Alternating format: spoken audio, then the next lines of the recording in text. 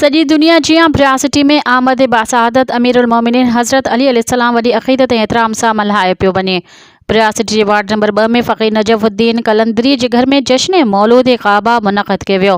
जश्न में आसपास के मुख़्तलिफ़ शहरनि मां सवन जी तादाद में मोमिनीन कराम शिरकत कई।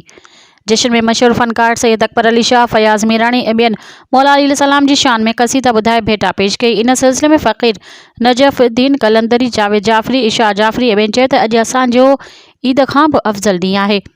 अॼु असांजे मौला अमीरुल मोमिनीन जी आमद बासादत जो ॾिहाड़ो आहे। अॼु असांजो ही क़दीमी सालियानो जश्न आहे जेको असां हर साल वॾे एतिराम सां मल्हाईंदा आहियूं।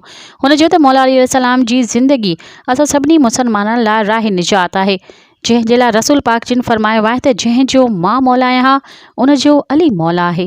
मज़ीद ख़बरनि ऐं तफ़सीलात लाइ विज़िट कयो असांजी वेबसाइट www.awamiNewsHD.com ऐं ॾिसंदा रहो अवामी न्यूज़ HD।